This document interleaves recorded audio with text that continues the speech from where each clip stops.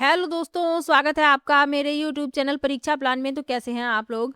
I hope अच्छे होंगे। तो जैसा कि आप लोगों को पता है कि हिंदी के इम्पोर्टेंट टॉपिक में पढ़ा रही हूँ। पिछले वीडियो में मैंने काल से संबंधित महत्वपूर्ण प्रश्न लिए थे, क्योंकि उसके पहले वाले वीडियो में मैंने काल टॉपिक को पढ़ाया था, यानी पूरा डिटेल में मैंने आपको काल के बारे में बताया था। फिर उसके बाद मैंने काल से संबंधित महत्वपूर्ण प्रश्न भी लिए थे। आज मैं जो टॉपिक लेकर आई हूँ इसका नाम है वाच्य, और वाच्य से संबंधित प्रश्न आपको जरूर मिलेगा। तो चलिए वीडियो को शुरू करते हैं। वीडियो देखने के बाद यदि आपको अच्छा लगे, हेल्पफुल लगे, तो वीडियो को लाइक और शेयर कीजिएगा। और यदि आप चैनल पर नए हैं तो चैनल को सब्सक्राइब कर लीजिए। हिंदी के सभी प्रीवियस ईयर के क्वेश्चन में पढ़ा चुकी हूँ, और एक मैराथन क्लास भी आई है जिसमें एक साथ सभी प्रीवियस ईयर के क्वेश्चन आपको मिल जाएंगे, जितने भी पेपर हुए हैं। तो आप लोग वो वीडियो भी जरूर देख सकते हैं। जूनियर प्राइमरी दोनों की ही वीडियो आ चुकी है।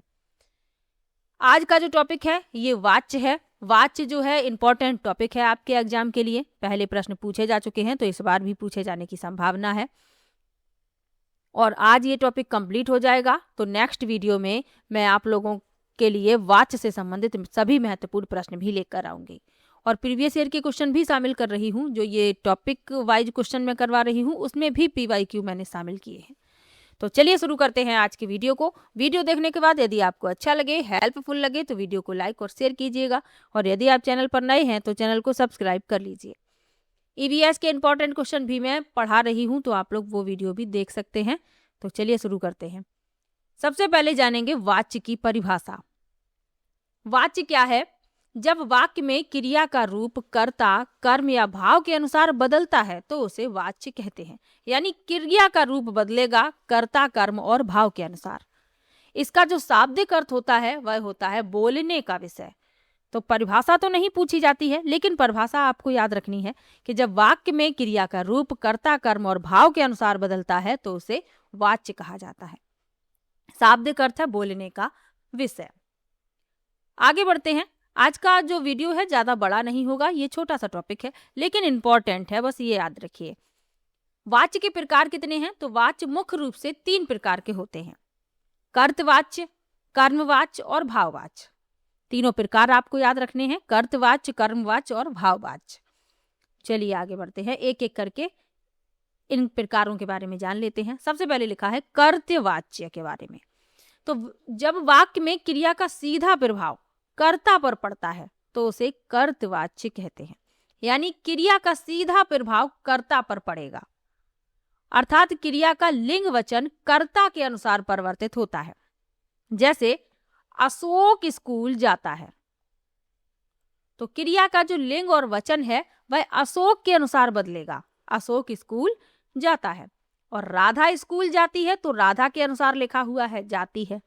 तो आपको सीधा यही याद रखना है कि क्रिया का सीधा प्रभाव कर्ता पर पड़ता है, उसे कर्तवाच्य कहा जाता है। चलिए आगे बढ़ते हैं। कर्मवाच्य क्या है? जब वाक्य में क्रिया का सीधा प्रभाव कर्म पर पड़ता है।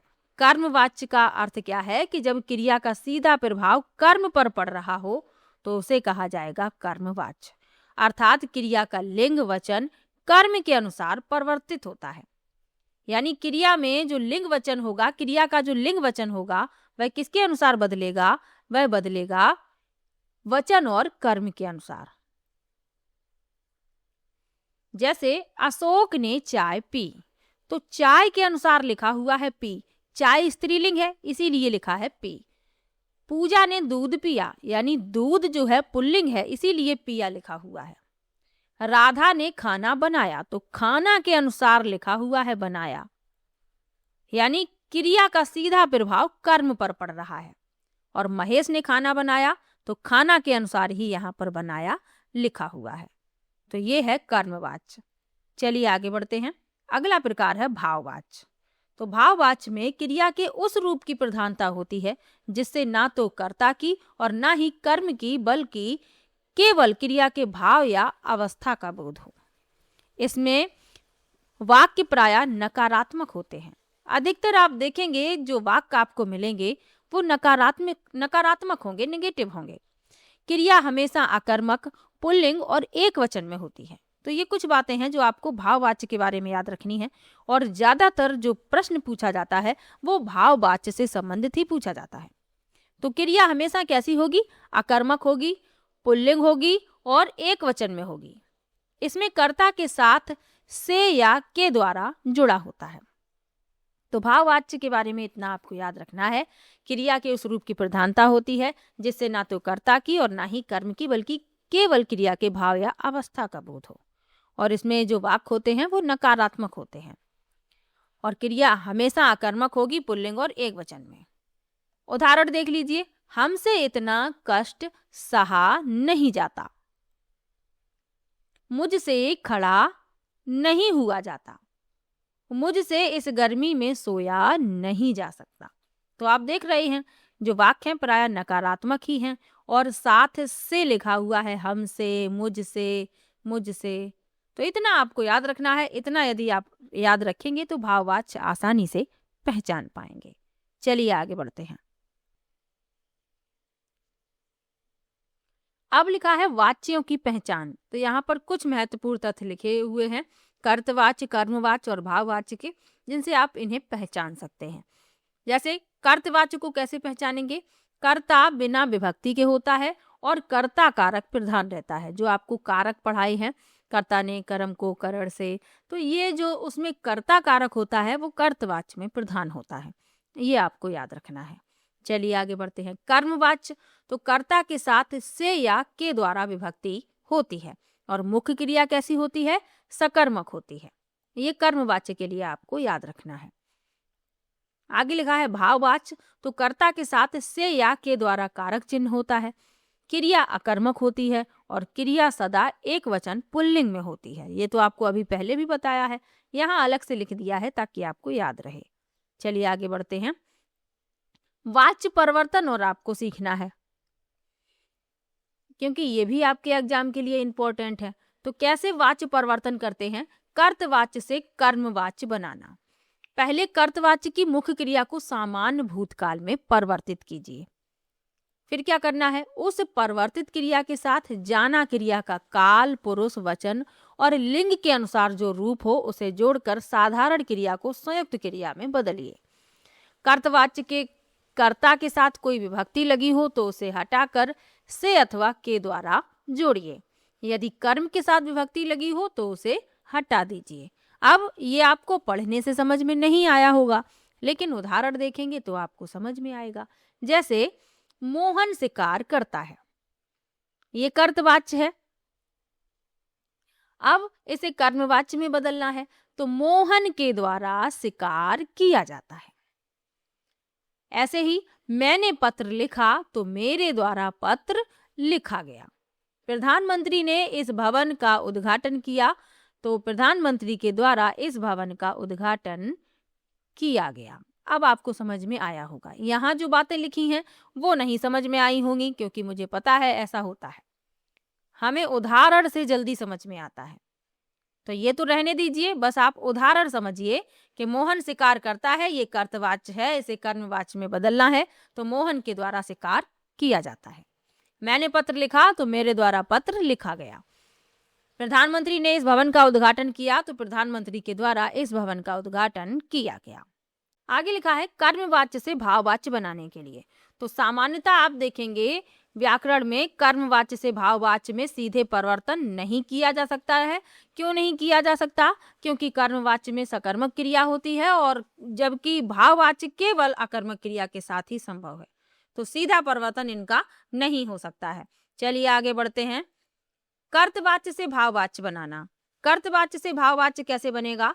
कर्तवाच्य में क्रिया कर्ता के अनुसार प्रयुक्त होती है, जबकि भाववाच्य में प्रयुक्त क्रिया ना कर्ता के अनुकूल होती है ना ही कर्म के अनुसार, बल्कि यह असमर्थता के भाव के अनुसार होती है। अतः कर्तवाच्य से भाववाच्य बनाते समय कर्ता के साथ से लगाया जाता है या कर्ता का उल्लेख ही नहीं होता, किंतु कर्ता के उल्लेख न होने की स्थिति तब होती है जब मूल कर्ता सामान्य यानी मूल कर्ता लोग हों, सामान्य हों, साथ ही मुख्य क्रिया के पूर्ण कृदंती क्रमों के इस बाद संयोगी क्रिया जा लगती है। उदाहरण देख लीजिए तो आपको अच्छे से समझ में आएगा। कर्तवाच्य है ये, हम इतना कष्ट नहीं सह सकते। भाववाच्य बनाएंगे तो क्या हो जाएगा, हमसे इतना कष्ट नहीं सहा जाता। कर्तवाच्य है, मैं खड़ा नहीं हो सकता। भाववाच्य बनाएंगे तो मुझसे खड़ा नहीं हुआ जाता। तो ये आपको साथ में बता दिया है, परिवर्तन करने के लिए शायद ही पूछा जाए। वैसे अभी तक सिर्फ वाक्य पूछा गया है कि इसमें कौन सा वाच्य है, कर्तवाच्य है, कर्मवाच्य है, भाववाच्य है, इस तरीके से पूछा गया है। तो आपको यही याद रखना है, तीनों जो आपको प्रकार बताई हैं वो आपको याद रखने हैं, और किस तरीके से आपको पहचानना है वो आपको याद रखना है। तो ये आपको सामान्यता याद रखना है। कर्तवाच्य है, इसमें क्या होता है, क्रिया का सीधा प्रभाव कर्ता पर पड़ता है। जैसे अशोक स्कूल जाता है, राधा स्कूल जाती है। और कर्मवाच्य में क्रिया का सीधा प्रभाव कर्म पर पड़ता है। और भाववाच्य में क्रिया के उस रूप की प्रधानता होती है जिससे ना तो कर्ता और ना ही कर्म, बल्कि केवल क्रिया के भाव या अवस्था का बोध हो। और ये प्रायः नकारात्मक होते हैं, ये तो आपको याद ही रखना है। क्रिया हमेशा आकर्मक, पुल्लिंग और एकवचन में होती है। तो भाववाच्य से संबंधित प्रश्न अभी तक पूछे गए हैं, तो इसको थोड़ा अच्छे से याद रखिएगा।